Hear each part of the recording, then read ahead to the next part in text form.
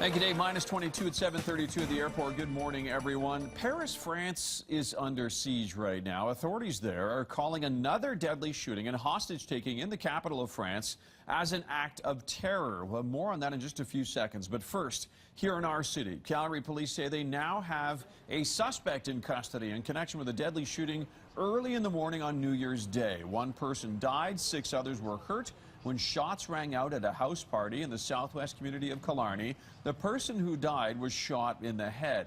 Police say a man is in custody. He was one of the 50 people invited to the house party that night and morning. Detectives are not saying anything else about the suspect. We should be getting a lot more information from Calgary police later on today. Okay, to the other top story I was talking about. 2 major crime scenes in Paris, France right now, both connected to this week's massacre of the 12 people working in the offices of Charlie Hebdo magazine. In eastern Paris, reports now that 2 people are dead. At least 6 people have been taken hostage, including children. This is at a kosher grocery market. SWAT teams, dozens of police vans, ambulances, and helicopters are in this part of Paris. One police officer saying the gunman went into the supermarket and just opened fire. Those involved are believed to be linked to the suspects who killed a female police officer yesterday. The suspects are believed to have ties to the 2 brothers, Saeed and Sharif Kouachi, who are currently holed up in a warehouse type of factory in a separate hostage situation unfolding just outside Paris near Charles de Gaulle Airport. French police say the 2 brothers have told them they want to die as martyrs. All of this going on right now in and around Paris, France. It's 7:34, minus 22. Here in Alberta, seniors are the age group being hit hardest right now by the flu this winter. Thankfully, Alberta health officials say we are reaching the peak of what has been a very bad flu season this year. Alberta's Chief Medical Officer of Health, Dr. James Talbot, says 23 Albertans have died so far because of influenza. The number of flu cases is up this year, a lot, even though overall the number of people who got a flu shot this year is at the 2nd highest level ever recorded in Alberta. Over 1.17 million Albertans have been immunized. That's about 29%. That is a 31% increase over the same time last year. So that's a significant increase, and we commend Albertans for their diligence in getting their shots. Making matters worse this year, though, when you compound how many cases of flu are around there, the flu shot this year only partially covers the most popular strain of the flu bug that's going around right now. Oil is below $49 US a barrel this morning. The sharp fall of the price of crude has Premier Jim Prentice sounding a big-time alarm now. Premier Prentice says the plunge in crude prices means this year's provincial budget will be running a deficit of about $500 million. About 1 year ago, even 9 months ago, the province was projecting a surplus of $1.5 billion. Premier Prentice says because of very low energy prices, Alberta may not be back in the black again until 2018. Time to focus on business. Business editor Mike Epple joining us now. Mike, unemployment statistics are out this morning. How are they looking in our country?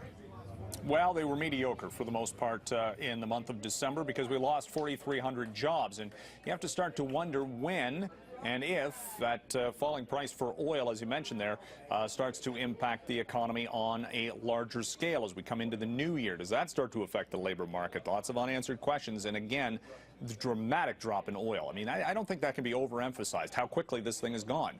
Because 6 months ago, you were looking at over $100 a barrel, and this morning it's around 48 and trying to recuperate, but not having much luck doing so. The unemployment numbers for December, 4,300 jobs lost, as I said.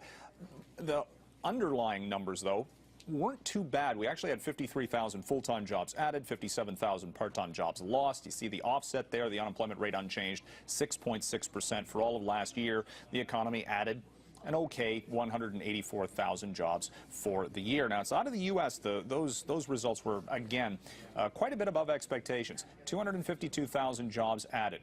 An unemployment rate down to 5.6%, lowest since the summer of 2008. The U.S. economy overall having its best year for job creation since 1999, almost 3 million jobs. So, again, some improvement out of our largest trading partner. An interesting factoid, though, from that, though, job wages went down. So even as Americans are finding work, they're not getting pay wages. So there's a lot of slack in the system yet. So that, again, indicates the U.S. Federal Reserve does not have to raise interest rates, at least not immediately. They can wait a little bit, maybe to the middle of the year. Market reaction, our Canadian dollar is down this morning to a fresh 5.5-year low. It's at 84.25 cents U.S. The exchange rate at $1.19. So if you're exchanging Canadian for U.S. dollars at the banks, you're paying around $1.22 per dollar. So it's getting that much more expensive. That's going to have a ripple effect on the economy as well. The markets on the stock side pretty much mixed. We are hoping for a continuation, though, of the nice gains that we saw yesterday. So far, mixed performance this morning. Have a good weekend. Back to you. You too, Mike. Have a good weekend as well, my friend. That's my business editor, Mike Epple, reporting this morning. You can hear Mike on 660 News at 26 and 56 after the hour.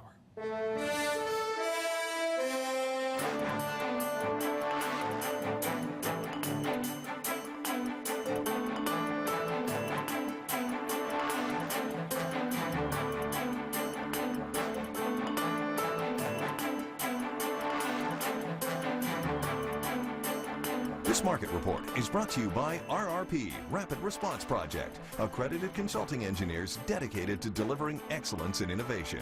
RRP, leaders in engineering, procurement, and construction management. That's your news to 7:38 minus 22, give or take, at the airport this morning. Heading back to Tarsla.